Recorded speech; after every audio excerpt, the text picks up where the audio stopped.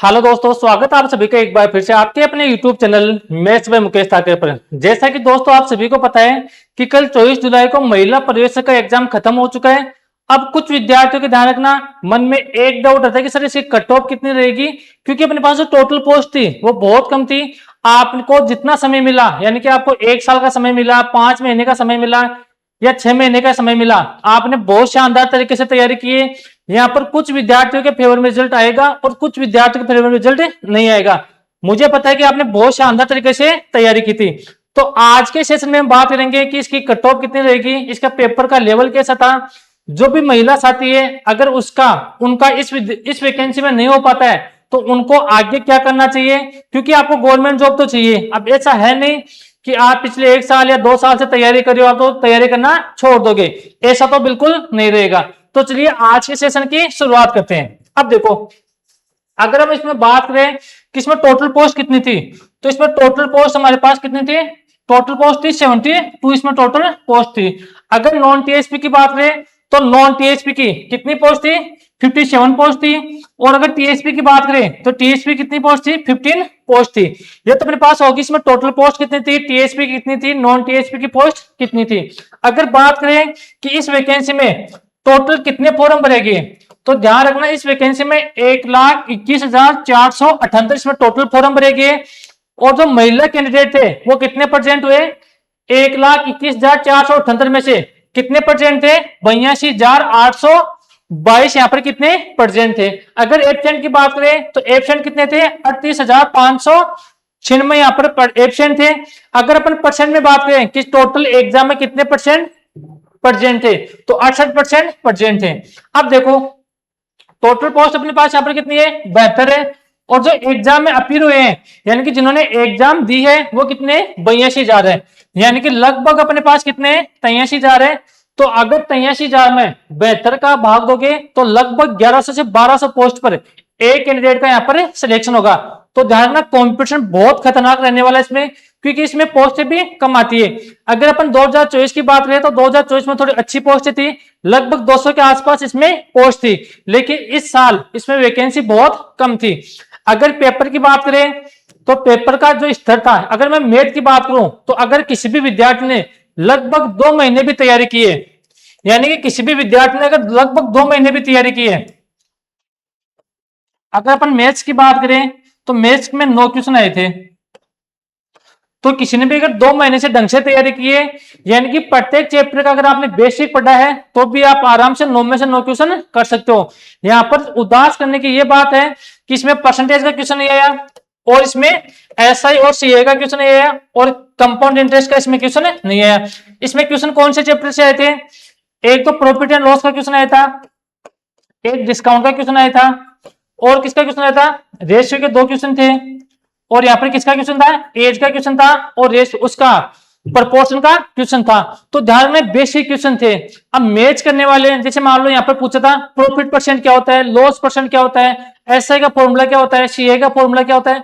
जब कोई भी टीचर चैप्टर की शुरुआत करता है तो स्टार्टिंग ऐसे करता है कि प्रॉफिट क्या होता है, लॉस क्या होता है, एसआई क्या होता है, सीए क्या होता है। अगर आपको इनके फॉर्मूले याद है तो आप आराम से यहाँ पर मैच कर सकते थे, लेकिन उसके लिए आपको तैयारी करनी पड़ती है। तो मैथ और रीजनिंग बहुत आसान था। अगर बात करें जीके की तो जीके थोड़ा सा मॉडरेट था। तो पेपर ओवरऑल बहुत आसान था, कंपटीशन बहुत ज्यादा रहने वाला है। अगर अपन बात करें इसकी कट ऑफ की, इसकी कट ऑफ क्या रहने वाली है, अगर जनरल की बात करें तो जिस भी विद्यार्थी के, महिला विद्यार्थी के 112 नंबर के आसपास है, तो ध्यान रखना उसका डीवी के लिए कॉल आएगा। 112 से 5 या 4 नंबर ऊपर नीचे हो सकते हैं। अगर इसमें सीट की बात करें तो जनरल की इसमें कितनी सीट थी, 34 सीट थी। अगर जनरल में विडो की बात करें तो विडो में जिसके 100 नंबर या 100 के आसपास नंबर है, उसका डीवी का कॉल पक्का आएगा। अगर डाइवोर्स की बात करें तो डाइवोर्स में भी अगर आपके 100 नंबर नहीं 100 क्वेश्चन में, एक अपने पास क्या है, ये अपने पास 112 110 अपने पास यहाँ पर क्या है, क्वेश्चन है, और अपने पास क्या है, सीट है।